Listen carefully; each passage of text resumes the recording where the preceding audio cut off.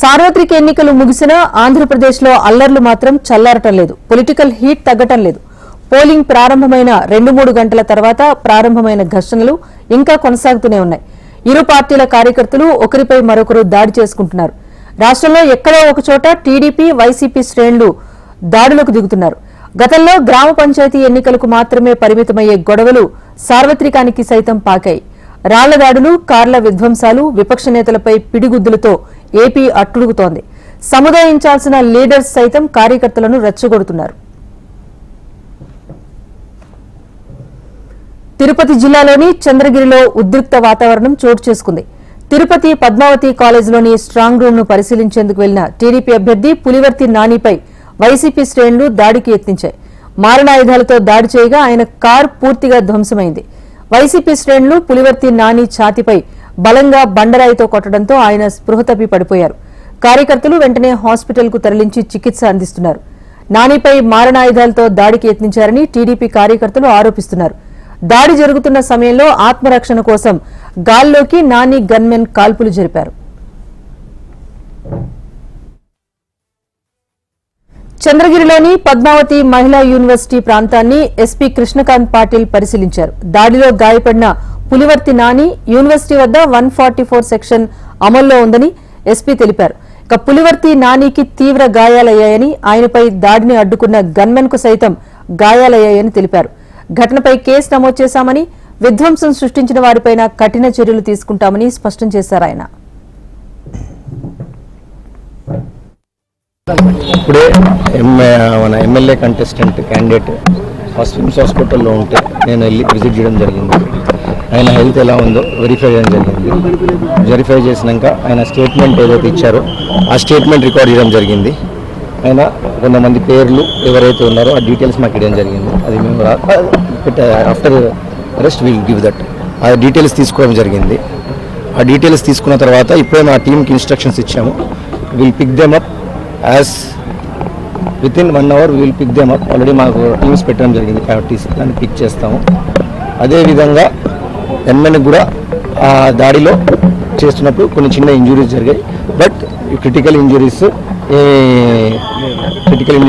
ఏమీ లేవు ఎవరికి.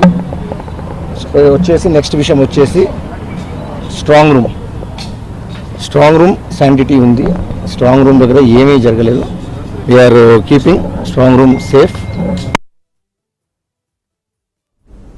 అనంతపురం జిల్లా తాడిపత్రిలో హై టెన్షన్ వాతావరణం నెలకొంది. వైసీపీ, టీడీపీ వర్గాల మధ్య ఘర్షణ వాతావరణం చోటు చేసుకుంది. వైసీపీ కార్యకర్తపై టీడీపీ శ్రేణులు దాడికి పాల్పడ్డాయి. టీడీపీ దాడిలో గాయపడిన వైసీపీ కార్యకర్తను పరామర్శించేందుకు వైసీపీ ఎమ్మెల్యే పెద్దారెడ్డి వెళ్లారు.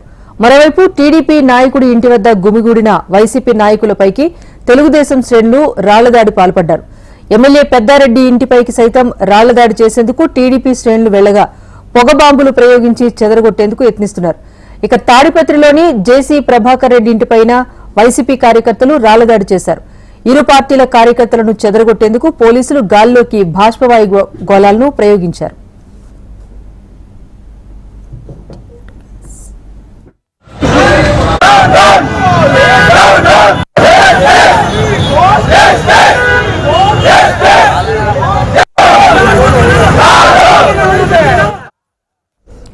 మాచర్ల నియోజకవర్గంలో మరోసారి ఘర్షణ వాతావరణం తలెత్తింది. నియోజకవర్గంలోని టీడీపీ నేతల నివాసాలపై వైసీపీ మూకలు దాడులు చేశాయి.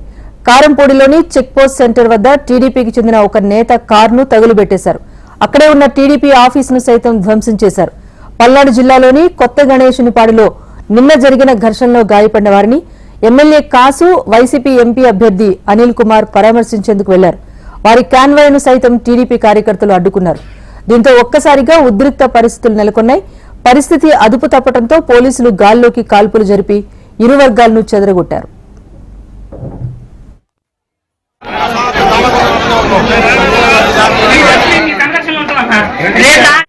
అంతే దూరం మేము కూడా అనుకోనుంటే ఇదేలా చేయాలనుకోనుంటే మీ ఇళ్లలో ఆడవాళ్ళు ఉంటారా అని అడుగుతా ఉన్నాం.